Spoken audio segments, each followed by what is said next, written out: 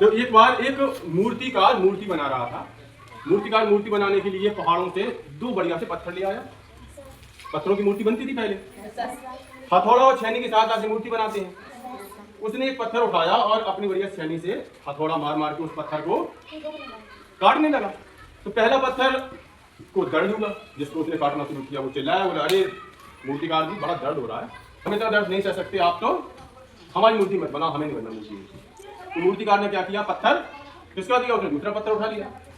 वही उसने दूसरे पत्थर से कहा कि भाई पहले पत्थर को दर्द हो गया है, तुम्हें बनना है क्या मूर्ति, तो तुम्हें भी दर्द होगा, हम तो काटेंगे तभी तो मूर्ति बनेगी।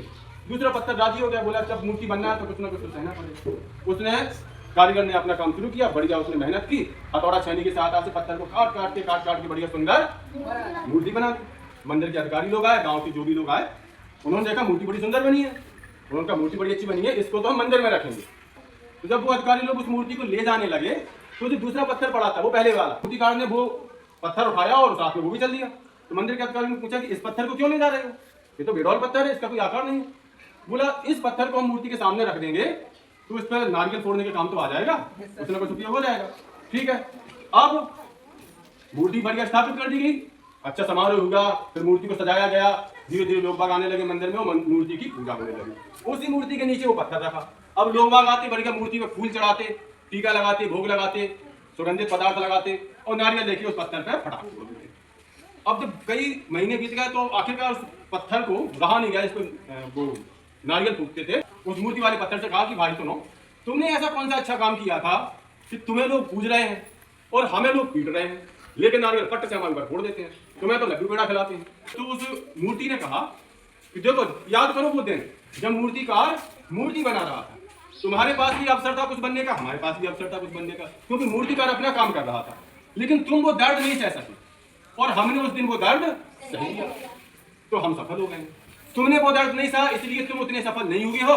तो इस कहानी से हमें यही शिक्षा मिलती है कि जब हमारे पास अवसर हो कुछ बनने का, कुछ संघर्ष करने का, तो हमें संघर्ष से पीछे नहीं हटना चाहिए। आप लोगों का जो विद्यार्थी जीवन है ना, इस समय आप लोग वही दो पत्थरों की तरह हो और आपके शिक्षक कौन है, वो मूर्तिकार की तरह है। आपके शिक्षक आपको प्रेम से भी समझाते हैं, डांटते भी हैं, अनुशासन में लाने के लिए आपको सजा भी देते हैं। तो इसका मतलब है कि आपका भी संघर्ष चल रहा है। जब आप लोग पढ़ते हो, यहाँ पढ़ते होगे, आलस आता होगा, घर का पढ़ते हो नींद आती होगी, कभी फोन देखना है, मोबाइल देखना है, कार्टून देखना है, कभी खेलने जाना है, क्रिकेट खेलना है, या फिल्म देखनी है, या मेला घूमना है, बहुत सारी काम आपको याद आते होंगे, आलस बहुत आता होगा, नींद आती होगी। इसका मतलब है आप उस पहले पत्थर की तरह दर्द नहीं सहना चाहते। आज जब आज दर्द नहीं सहोगे, आज पढ़ने का संघर्ष नहीं करोगे, तो आप लोग उस पहले पत्थर की तरह जीवन भर नारियल की चोट सहोगे, फिर कठिन जीवन जियोगे। और अगर दूसरे पत्थर की तरह आप आज विद्यार्थी जीवन का अनुशासन अपना लोगे, मेहनत करोगे, भले ही आलस आए, भले ही परेशानी हो, पढ़ने में मन न लगे, लेकिन सोच के रखना कि आज का संघर्ष आपके जीवन को आसान बनाएगा, सफल बनाएगा, तो आप लोग भी दूसरे पत्थर की तरह एक अच्छी मूर्ति बनोगे, सुंदर मूर्ति बनोगे, अपने जीवन को सफल बना पाओगे।